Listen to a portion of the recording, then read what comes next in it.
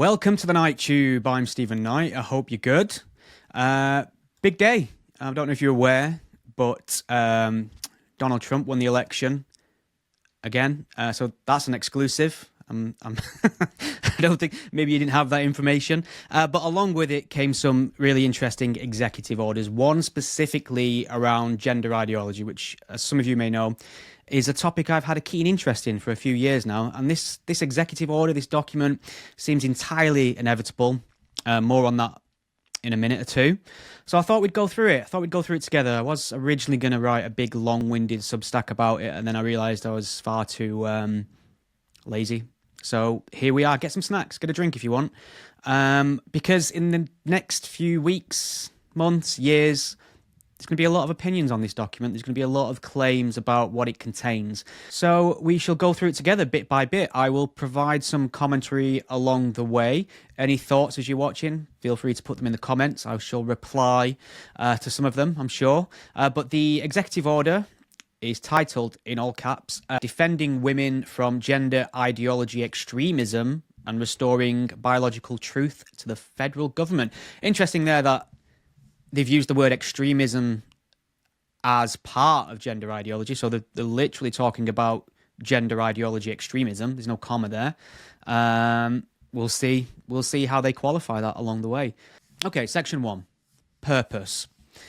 Across the country, ideologues who deny the biological reality of sex have increasingly used legal and other socially coercive means to permit men to self-identify as women and gain access to intimate single-sex spaces, and activities designed for women, from women's domestic abuse shelters to women's workplace showers. Now, that's just a statement of fact. I don't think anyone would be on a reasonably safe ground to deny any of that. We know that's happening. It happens all the time. This entire issue basically has been dismissed along the way as just a nothing issue, as part of the culture war. It doesn't really matter, has no impact on people's lives. We've just found out that a lot of people think differently. And this is something many of us have warned about over the last several years or so. So this is wrong. Efforts to eradicate the biological reality of sex fundamentally attack women by depriving them of their dignity, safety, and well-being. This is true. I mean, back here on Turf Island, I see a lot of these stories. Back in England, I mean, just recently we had one where a group of nurses in our hospitals, in our NHS hospitals, were compelled to share the same changing rooms as a trans-identified male, fully intact. And when they raised this complaint, what they perceived as an attack on their dignity and safety, they were told by the authorities there, people in charge, that they should educate themselves and be more inclusive. One of the women in question had been the target of a sexually motivated attack, possibly rape, actually. And obviously she's got some issues with being in enclosed, intimate spaces with males while she's potentially in a state of undress. This seems like one of the most reasonable things in the world. This is something we understood years ago, that, okay, men and women are equal, but there are some unique concerns we have purely as a consequence of our biology, which necessitate and justify women's single-sex spaces. This is so simple. I don't understand the kind of man who wants to get himself involved in any of this. I mean, like the shame I would feel if I was a trans-identified male and I just made one woman feel uncomfortable in her space. That'd be enough for me. But no, here we are. So we go on to say, the erasure of sex in language and policy has a corrosive impact not just on women, but on the validity of the entire American system. Basing federal policy on truth is critical to scientific inquiry, public safety, morale, and trust in the government itself. I agree, and this is at the heart of the issue I have with this. I'm chiefly preoccupied with things that I think transgress on scientific knowledge, things that transgress on freedom of expression and individual liberty, women's rights, gay rights, and this is where this ideology has gone way too far for me, because it's very illiberal in the sense that I think many of us were on board with the idea of people identifying however they want. Fine, fill your boots. But the issue is we're being asked to accept things we know are untrue, and we're being asked to participate in this worldview, which to me is just another faith, another anti scientific imposition on the world. And this really gets to the heart of why we have ended up exactly where we are. This ideology has been pushed by trans activists. When I say trans activists, they're usually comprised of non-trans, far lefty progressives.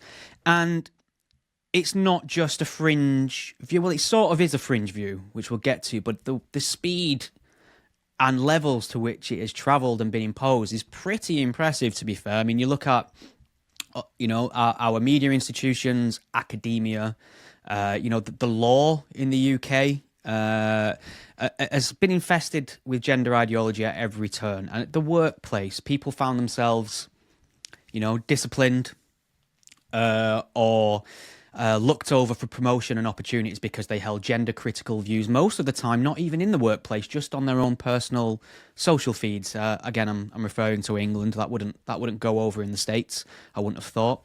It continues, this unhealthy road is paved by an ongoing and purposeful attack against the ordinary and long-standing use and understanding of biological and scientific terms, replacing the immutable biological reality of sex with an internal, fluid and subjective sense of self unmoored from biological facts. This document's pretty extraordinary because it doesn't feel knee-jerk so far. I appreciate we're only a little way in, but it does seem to be ticking on the most well-articulated and steel-manned version arguments of, the so-called TERFs, the gender-critical movement. Yeah, so a lot has been placed on this idea of gender rather than sex. So the idea, I suppose, is that yeah, sure, you can't change your sex. I mean, that's how it started. I mean, there are people claiming you've literally changed your sex now, but the idea was, we understand you can't change your sex, but your gender's something completely different. They tried to legitimize this idea of gender, which when you try and pin it down exactly what that means or what objective criteria you can list for a female gender or a male gender, the thing falls apart because it's a subjective feeling. It's whatever I decide in any given moment, which people can do that if they like. What we don't want to do is reorder society, institutions, law, academia around fleeting feelings of self. That's religion. So as a secularist, I'd like to draw a line in between those things, and that's pretty much what most of us are asking for. It's much worse than that because I use male and female as examples of genders, but as we know, within this worldview and ideology, there's seemingly an endless list of genders you can identify with and opt into and opt out of, depending on what mood you're in. And again, asking the entire planet to participate in that sort of thing is pushing it, to put it mildly. So it continues, invalidating the true and biological category of woman improperly transforms laws and policies designed to protect sex-based opportunities into laws and policies that undermine them, replacing long-standing, cherished legal rights and values with an identity-based, inchoate social concept. Inchoate meaning newly formed and not fully understood, which is true. It is true. One of the funny things about this entire worldview and why it mimics a religion in a lot of ways is that it makes it up as it goes along. Even the identitarians within this movement struggle to satisfy all the ever-changing dogmas and tenets. You see them often fighting amongst themselves around, the correct terms and language and validity of certain identities. Whereas, the term woman, nobody was confused about what that meant until 10 minutes ago. So they're looking to get back to a traditional reality-based understanding of the word woman. And what we've seen, and this is why, this ideology has impacted men and women, but if we're going to be objective, it's been a bigger problem for women and their rights and their demands for single-sex spaces. And you'll notice as well, whenever these ideologues try to rewrite how we communicate by redefining things, it's the word woman that is the main target of much of it. You'll see things with words on like menstruators instead of women, womb havers, and many of us have pointed out for a while now that these ways of describing women are indistinguishable from like a 90s pub comedian who's a bit of a misogynist as well. You'd expect someone like Bernard Manning to talk about womb havers and the old menstruator back home, wouldn't you? But these are terms now being used in sincerity on posters for medical treatments. And it's been pointed out to that as well, that there's a lot of people whose English is perhaps their second language, who find this ideology completely alien and might not get some very important information medically wise because something's described as a womb haver or a menstruator or a birthing person rather than woman. Everyone knows what a woman is. And we should use clear and concise language when describing reality. I nearly fell asleep with that sentence because it's so obvious and uncontroversial, yet here we are in the great fight for noticing sex-based reality. Accordingly, my administration, not mine, Trump's, will defend women's rights and protect freedom of conscience by using clear and accurate language and policies that recognise women are biologically female and men are biologically male. That's fair. Okay, section 2. Policy and definitions. Good. Get some pinned down definitions of what we're talking about here. So, it is the policy of the United States to recognise two sexes, male and female.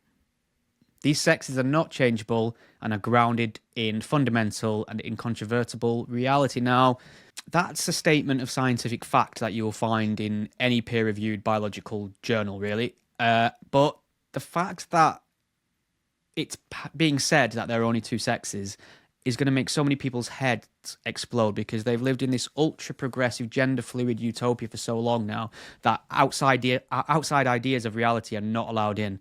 That is going to be essentially hate speech in their world, but it is true. And it's not trivial. That's the thing. Sometimes there are things that are true, scientifically, objectively, which we don't really mention because it doesn't impact anything. Might be considered a little bit rude, could upset someone, could offend someone. Really, really matters about legislation, law, rights as to whether someone's male or female. And erasing these distinctions is suicide, essentially. So it's nice to see a bit more sense back in the room. I don't know how it's going to go over, considering it's coming from Donald Trump and he's, Nazi orange clown or whatever the terms are now. So, under my direction, Trump, the executive branch will enforce all sex protective laws to promote this reality, and the following definition shall govern all executive interpretation of and application of federal law and administration policy. So, A, the word sex. This shall refer to an individual's immutable biological classification as either male or female. Sex is not a synonym for and does not include the concept of gender identity. Good. Fair. Women or woman and girls or girl shall mean adult and juvenile human females, respectively. This is so simple and silly. It feels like a primary school textbook. It feels like an exercise in a colouring book for a child. It is that simple and stupid. And the fact that the adults have let it get to this point still blows my mind. But female means a person belonging at conception to the sex that produces the large reproductive cell. And likewise, male means a person belonging at conception to the sex that produces the small reproductive cell. Yeah, so gametes, we're talking gametes here. Obviously, the large reproductive female cell being the egg, the smaller reproductive cell being sperm for males. It's a pretty binary distinction between male and female and applies in pretty much all circumstances. Now, I mean, there will be people that will say, well, there are some women that can't produce eggs. Are they not women? There are some men who can't produce sperm. Are they not men? And that's not really what we think. So, of course, there are men and women who can't produce reproductive cells. Really, the criteria depends on what cells their biology is organised around producing. And that is something that is clear and objective. So there are a lot of people who maybe have medical issues who can't produce sperm. Obviously, there are postmenopausal women who can't produce eggs anymore, things like that. But a postmenopausal woman rather, her biology is organized around producing eggs, and that's a clear objective fact. Likewise with the male and sperm. And people will throw into the mix intersex conditions, things like that. The thing about intersex conditions, or I suppose that's an outmoded term now, they're referred to as DSDs, differences in sexual development. And these intersex conditions that make sex sometimes ambiguous, still sex specific. So they're either a male DSD or a female DSD.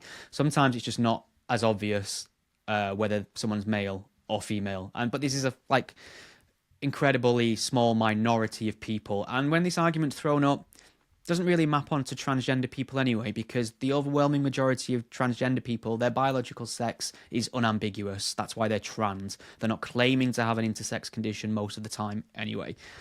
So moving on to the definition of gender ideology here. So F gender ideology replaces the biological category of sex with an ever-shifting concept of self-assessed gender identity, permitting the false claim that males can identify as and thus become women and vice versa, and requiring all institutions of society to regard this false claim as true. That's completely true. And worse than that, people who say no thank you, disagree, are shunned, are attacked, are maligned, are smeared, are meant to feel like they're hateful. And that's just not true. Gender ideology includes the idea that there is a vast spectrum of genders that are disconnected from one sex. I think I mentioned this earlier. Gender ideology includes the idea that there is a vast spectrum of genders that are disconnected from one sex. I spoke about that earlier.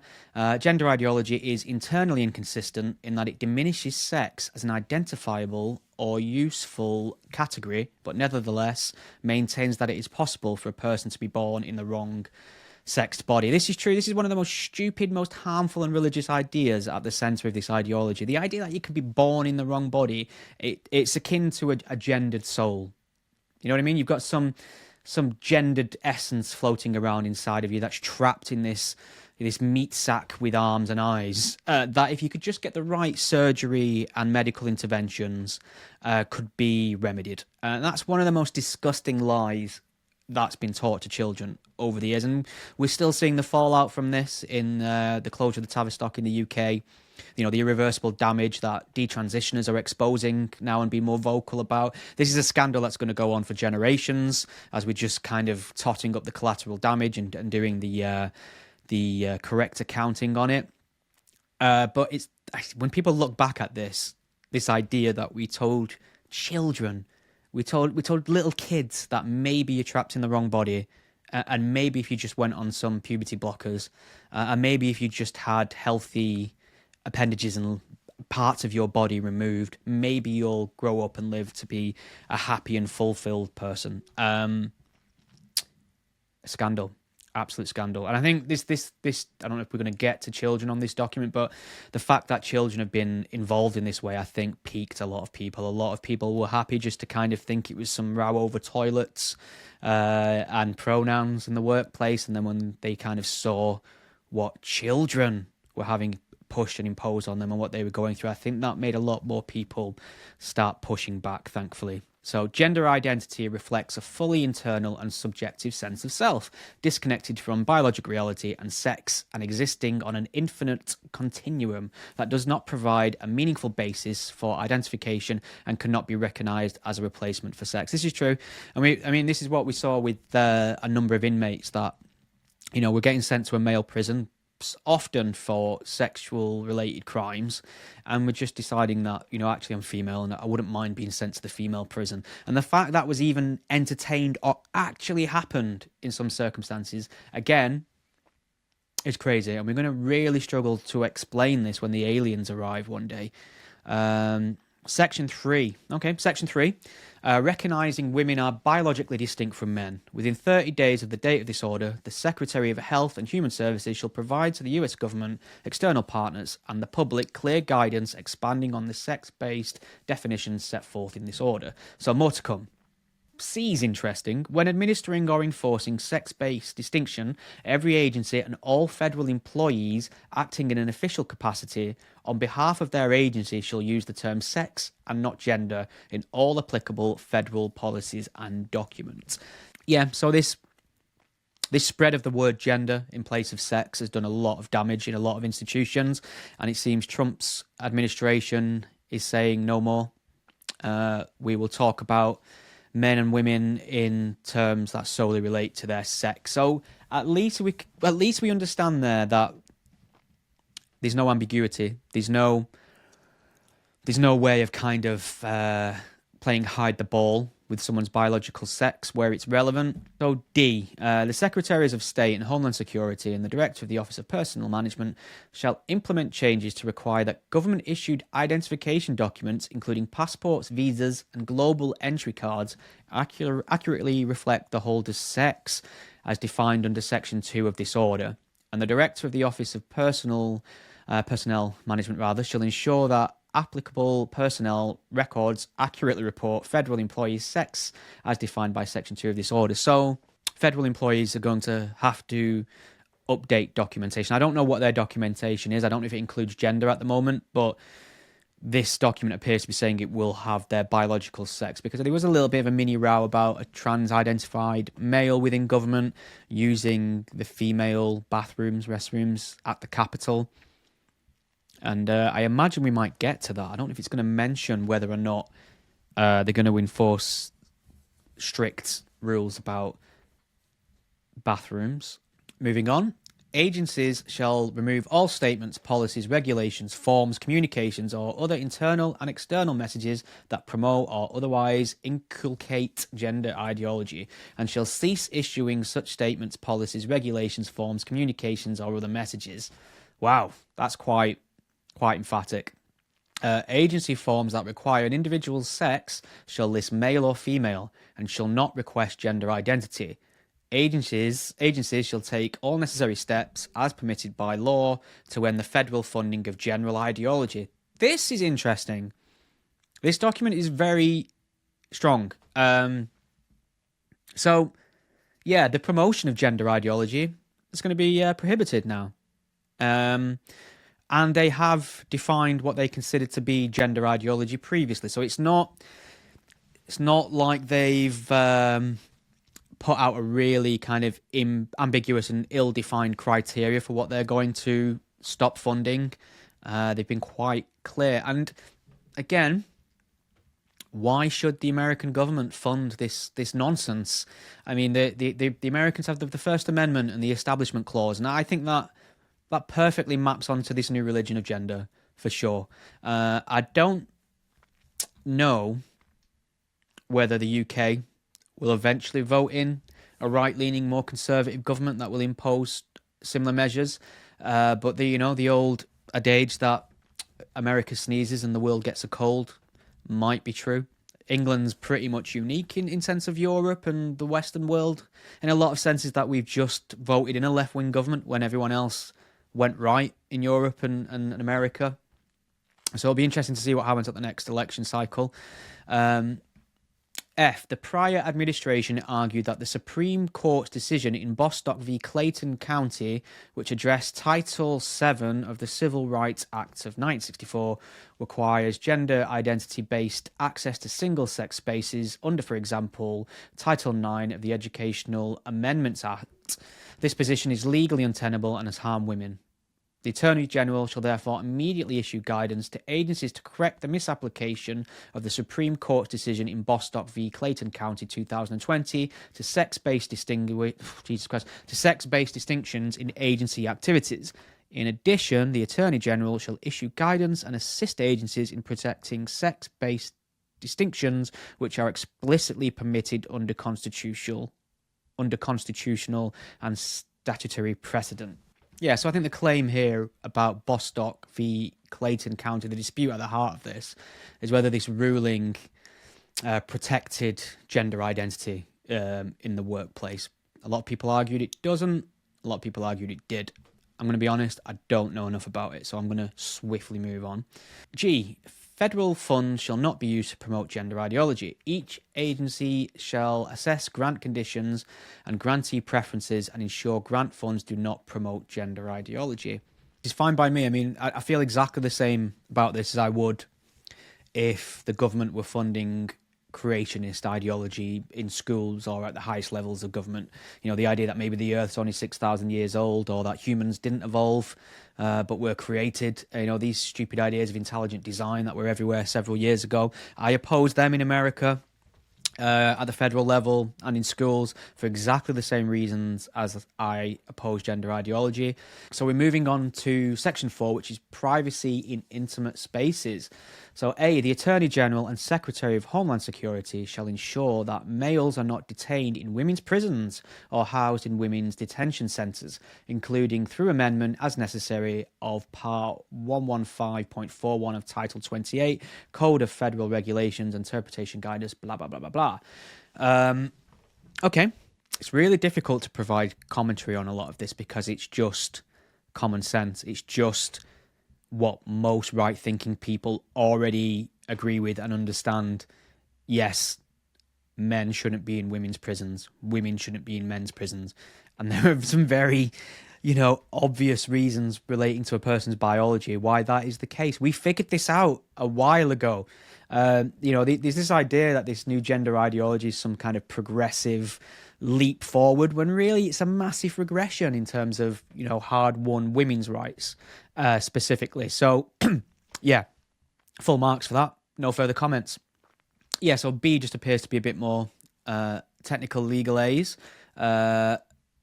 C, the Attorney General shall ensure that the Bureau of Prisons revises its policies concerning medical care to be consistent with this order, and shall ensure that no federal funds are expended for any medical procedure, treatment, or drug for the purpose of conforming an inmate's appearance to that of the opposite sex. That's very interesting language. The way it's phrased, it's emphatically saying that, you can't change your sex or gender through medical procedures, or the best that you can hope for is to change your appearance to better match the opposite sex. It's saying this is purely cosmetic rather than anything objective, and reiterating the idea that taxpayer dollars shouldn't be used to fund this. And I think that's fair.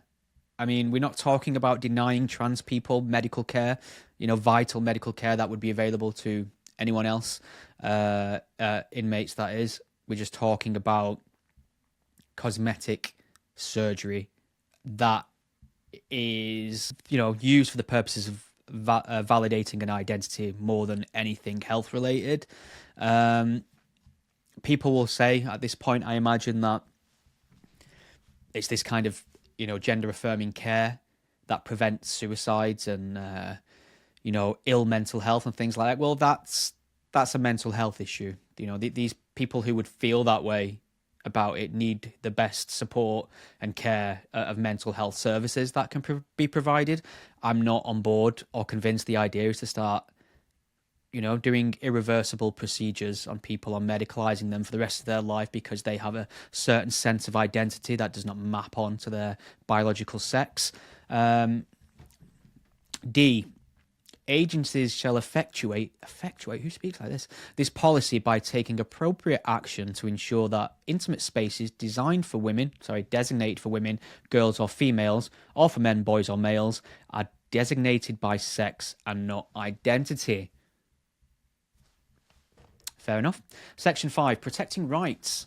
The Attorney General shall issue guidance to ensure the freedom to express the binary nature of sex and the right to single-sex spaces in workplaces and federally funded entities covered by the Civil Rights Act of 1964. That's massively important for people because they have been made to enter this debate about their sex-based rights and this, the imposition of this worldview with one hand tied behind their back. As I mentioned before, a lot of people have lost their job or been passed over for opportunities for expressing gender-critical opinions outside the workplace, let alone in the workplace. And just in the UK alone, we had some very high-profile cases of that had to go to court, cost a lot of money, time, mental energy for these women that had to take it this far, but they won. You know, I'm talking about Mayor Forstater, Alison Bailey, won their employment tribunals after they'd been discriminated against in the workplace. So this is great. The idea that people now have the permission to express their view and their conscience in the workplace if ever they're faced with this ideology that truly is a progressive move. So I'm pleased to see that people will no longer be in fear that their entire livelihood might disappear in an instant because they've got an accurate worldview or opinion about reality. And of course, this should be distinguished from harassment, abuse in the workplace. You know, that's something that people should take a dim view of. People shouldn't be targeted or harassed in the workplace. There's no excuse to be, I would say, purposefully rude. You know, I understand that sometimes it can come across as rude by accident, but I don't want to make people feel bad or uncomfortable. I just don't want things imposed upon me. And that's the distinction here. Section 6, bill text. Just more legalese, that one.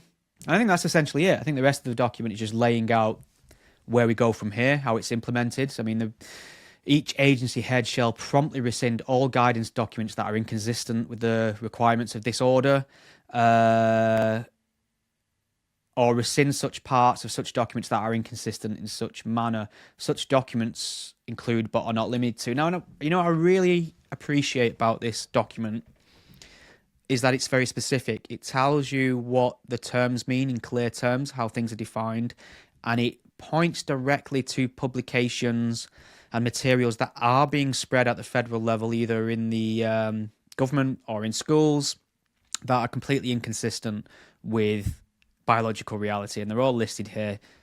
The White House Toolkit on Transgender Equality. I might have to do a few follow-up videos on a number of these just so we can see how ideologically deluded they are and what kind of messages they were pushing. But there's a long list of documents here that are to be rescinded, and that's it. Signed the White House. So no, I think you could have your criticisms of this document perhaps, but I don't think you could say it isn't clear and concise. It doesn't overreach. There's no hatred or bigotry in there. You know, there's no mandate to erase the existence of transgender people, which is often thrown around there. I think the constitutional rights apply to transgender people just like anyone else. The law applies to transgender people just like everyone else. What we're doing now, or what people are trying to do now, is roll back a lot of the privileges this ideology has attained over the years and the problems that's caused for the rights of women mostly. And it feels sensible. Now, of course, because this is coming from Donald Trump and the Republicans, it will be dismissed as far right and racist. Those terms are dead. It's over. Those terms didn't really ever work. They kind of put a bit of stink on people and made them persona non grata in certain circles. But people see that now. When people throw the words far right around in the direction of gender critical people, the only people they're convincing of this are people who are already on board with their worldview. They're preaching to the converted. The average person watching on the sidelines, the everyday person who's maybe not got a public profile or not vocally pining on this all the time, looks at this with absolute incredulity. Like, how can people believe this stuff? And then when it comes to vote, look for the candidate who makes the most sense on it, who says we're going to bin all this nonsense and get back to a much more sensible way of doing things. And that's what this is. Now, I've not read every other executive order. I would imagine, given it's the Republicans and Donald Trump, there will be a lot in there I would disagree with as well. Trump's got a mandate now. He's got control. He's going to have to make good on all his promises because he's got no one to blame now. It's much more fun being the opposition for a time because you can just throw stones at the Democrats and, highlight all their clownery. He can't get that now. He's in charge. He's making the decisions. He's got to follow through on the things he promises. So we shall see. We shall see what comes of this. So I suppose in summary, I mean, this was entirely predictable and inevitable. Many of us said for years that if the liberal left, the people on my team, essentially, continued to pretend this either wasn't a problem or continue to pretend that men could be women and women could be men, somebody would gain power on this for speaking honestly. That's what happens, because it's such an obvious issue for the average voter to spend 5 minutes reading about and know what's true. It takes a lot of cognitive dissonance to pretend that the claims of gender ideology are correct. And I don't even believe a lot of these people believe it themselves half the time. It just feels like something to attack the right with. And I think that kind of ties back into how disappointed I have been with the sort of atheist, secularist, humanist organizations in America. Now, these groups ostensibly were best placed to fight the imposition of faith-based ideology and anti-scientific claims. That's sort of their job, in a way, to keep this shit out of government and schools, and speak up when it oversteps the mark or transgresses on civil liberties, which it has been doing for a long time in America, even to children. You know, they understood that if you taught a child in school that Charles Darwin was a bit of a knobhead and didn't know what he was talking about, yet he was created by the Almighty, that was almost a form of child abuse. We understood that. They understood that. But now they're seemingly on board with the idea that children can be taught in schools that, you know, you have an innate gendered soul and it may not match your sex. And there are procedures and support available to you to change that. See, that's insane to me, that these people can't see the parallels. And what we did see when this when certain people, prominent people, push back, Richard Dawkins, for example, he made the point that, I don't know if you remember Rachel Dolezal a while back, just a white woman, got a bit of a tan, pretended to be black, and capitalized on that in various ways. You know, DEI positions and opportunities. She took full advantage of. She basically took opportunities and social standings that would have normally been reserved for a black person, or a woman of color. And Richard Dawkins, noticing this, made the comparison to gender ideology. The question being posed, you know, why is it unacceptable, and rightly so, for Rachel Dolezal to identify as black, yet a man can identify as a woman? And that's a very valid and fair question, especially coming from an evolutionary biologist. And he was excommunicated from American atheist circles. The official Humanist of the Year award that he won was rescinded from American Humanist. The American Atheist issued statements condemning him and cutting ties with him. So, I mean, that's funny. I mean, I kind of, over the years, tried to figure out why these organizations just crumbled at the first instance of gender ideology. And I think it's mainly because a lot of them were not in this gig stateside for reasons of skepticism and liberal enlightenment. They were there basically to stick it to the white evangelical conservative Christians. That was their vehicle for doing so. You know, the secular atheist organizations. We could give the right leaning Christian conservative a crackpot, a good kicking. I'm all on board with that. But surely you've got to be consistent with your principles in that sense, and they wasn't. And the example Dawkins gave there about identifying as a different race versus identifying as a different sex is a very good one, for the simple fact that race genuinely is on a spectrum. It's such a minute and minor distinction between humans as to be irrelevant. This is the great thing about evolutionary biology. If you understand that we all evolve probably out, the out of Africa model, from the same common ancestors, it makes the idea of racism really fucking silly straight away. It's one of the stupidest inventions and ignorances that humanity's ever come up with. And but the truth is, I am far closer in every possible way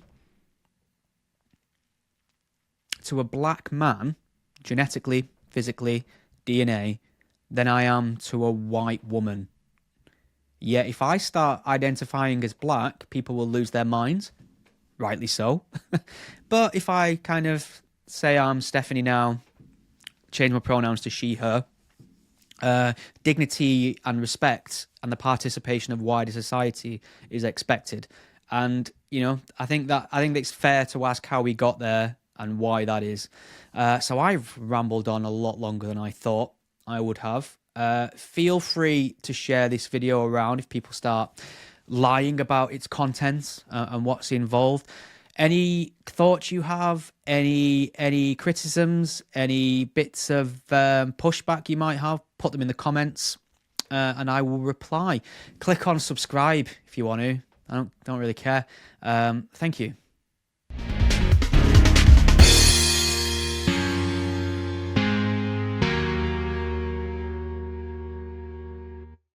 Obviously, the large reproductive cell being eggs for women. Men have the smaller reproductive cell mentioned in E here, which are sperm, the old jizz, spunk, semen.